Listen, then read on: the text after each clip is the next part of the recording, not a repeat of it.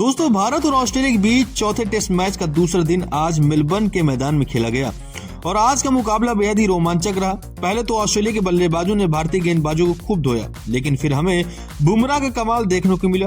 वहीं फिर जब टीम इंडिया बल्लेबाजी करने उतरी तब जायसवाल और कोहली ने शानदार बल्लेबाजी करते हुए मैच को पलट दिया, लेकिन फिर अंत में जो हुआ उसे देख सब हैरान रह गए।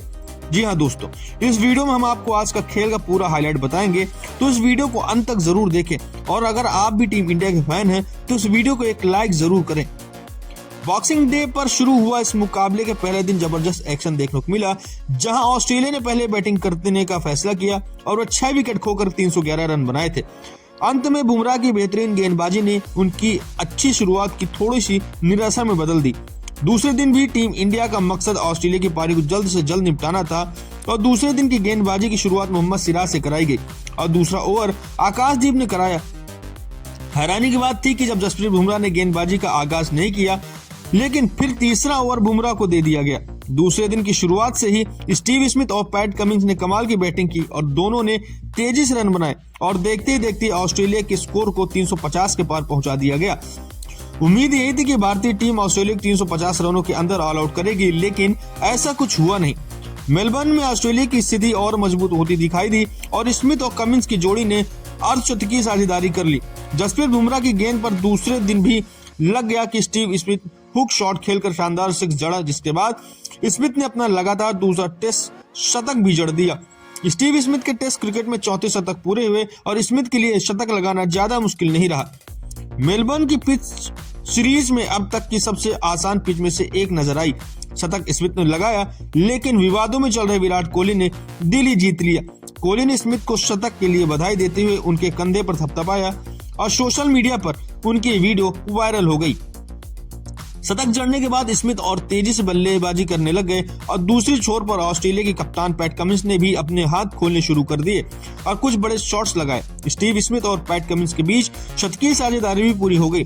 दोनों ने मिलकर 100 गेंदों पर 100 रन ठोक दिए। इससे भारत दबाव में आ गया।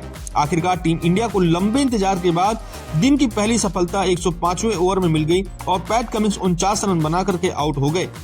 वो रविंद्र जडेजा को बड़ा शॉट खेलने गए, लेकिन कैच आउट हो गए। हालांकि इसके बाद भी ऑस्ट्रेलिया की टीम अटैकिंग मोड में बल्लेबाजी कर रही थी। पिछले 10 ओवर में उन्होंने सिर्फ 1 विकेट के नुकसान पर 67 रन ठोक दिए थे। टीम इंडिया के पूर्व कोच रवि शास्त्री ने रोहित शर्मा की कप्तानी पर सवाल उठाए, क्योंकि उन्हें फील्ड प्लेसमेंट और गेंदबाजी में परिवर्तन को लेकर के उनकी आलोचना की। वहीं कॉन्स्टार्स और स्टीव स्मिथ के बाद मिचेल स्टार्क ने भी जसप्रीत बुमराह को एक छक्का लगा दिया। इसी के साथ ऑस्ट्रेलिया टीम ने पहली पारी में 450 रन पूरे कर लिए और इसके बाद लंच ब्रेक हुआ। वह सेशन पूरी तरह से ऑस्ट्रेलिया के नाम रहा और इस सेशन में 27 ओवर का खेल हुआ, जिसमें टीम ने सिर्फ 1 विकेट के नुकसान पर 143 रन और बना दिए। इसके साथ ही 113 ओवर के बाद ऑस्ट्रेलिया की टीम ने 7 विकेट के नुकसान पर 454 रन बना दिए थे। लंच के बाद पहले ओवर की दूसरी गेंद पर ऑस्ट्रेलिया को झटका लग गया। भारत को दिन की दूसरी सफलता मिली। मिचेल स्टार्क 15 रन बना करके जडेजा का शिकार हो गए और जडेजा ने उनको बोल्ड करके शिकार बनाया।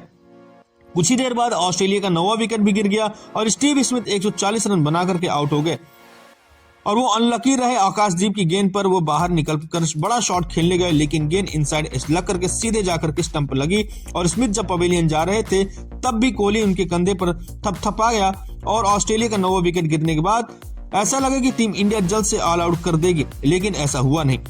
स्कॉट बोलैंड और नेथन लायन मिलकर के 50 से ज्यादा गेंदें खेली और इन दोनों के बीच 19 रनों की साझेदारी हुई। आखिरी विकेट जसप्रीत बुमराह ने लिया। उन्होंने नेथन लायन को एलबीडब्ल्यू आउट किया और इस तरह से ऑस्ट्रेलिया की पहली पारी 474 रनों पर सिमट गई। टीम इंडिया के लिए एक बार फिर से जसप्रीत बुमराह ने सबसे ज्यादा 4 विकेट झटके, वहीं जडेजा ने 3, आकाशदीप 2 और सुंदर ने 1 विकेट झटका। इसके बाद टीम इंडिया की पारी की शुरुआत हुई। रोहित शर्मा, यशस्वी जायसवाल ओपनिंग के लिए आए और उम्मीद थी कि रोहित ओपनिंग में कुछ कमाल करेंगे, लेकिन एक बार फिर वो निराश किए और दूसरे ओवर में ही भारत को पहला झटका लग गया। कप्तान रोहित शर्मा 3 रन बनाकर आउट हो गए और यह डिसमिसल दिखता है कि रोहित कितना स्ट्रगल कर रहे हैं। पैट कमिंस की गेंद जो आउटसाइड ऑफ थी, जिसे वह आसानी से छोड़ सकते थे, उस गेंद को वो एक टांग पर उछल करके पुल करने लगे और गेंद एज को लगकर सीधे स्कॉट बोलैंड के हाथों में चली जाती है। लेकिन इसके बाद केएल राहुल और जायसवाल पारी को संभाल लिया। दोनों ने संभल करके खेल दिखाया और दोनों काफी मजबूत दिख रहे थे, अच्छे शॉट्स लग रहे थे। सेट होने के बाद दोनों तेजी से रन बटोर रहे थे। 14वें ओवर में टीम इंडिया ने अपने 50 रन पूरे कर लिए, लेकिन फिर टी ब्रेक से पहले की आखिरी गेंद पर भारत को सबसे बड़ा झटका लगा। पैट कमिंस ने जबरदस्त गेंद डालकर अच्छी बल्लेबाजी कर रहे केएल राहुल को क्लीन बोल्ड कर दिया। यहाँ राहुल की कोई गलती नहीं थी, गेंद इतनी खतरनाक थी कि इस पर कोई बल्लेबाज आउट हो सकता था। राहुल 42 गेंदों में 24 रन बना करके आउट हुए। इस पारी में उन्होंने 3 चौके लगा दिए। टी ब्रेक के बाद भारत ने 2 विकेट के नुकसान पर 51 रन बनाए थे। इसके बाद तीसरे सेशन का खेल शुरू होता है और जायसवाल के साथ विराट कोहली बैटिंग करने उतरे मेलबर्न में। विराट कोहली जब बल्लेबाजी करने उतरे तब ऑस्ट्रेलिया फैंस उन्हें बू किया। बैटिंग करने के दौरान बीच बीच में ऑस्ट्रेलिया फैंस उन्हें बू करते हुए चिढ़ाने की कोशिश कर रहे थे। वहीं भारतीय फैंस उनके सपोर्ट में शोर कर रहे थे। हालांकि कोहली का ध्यान भंग नहीं हुआ तो वो सूझबूझ के साथ बल्लेबाजी कर रहे थे। बाहर की गेंद को वो छोड़ रहे थे तो पास की गेंद पर शॉट्स भी खेल रहे थे। कोहली ने अपना ट्रेडमार्क शॉट कवर ड्राइव भी खेला।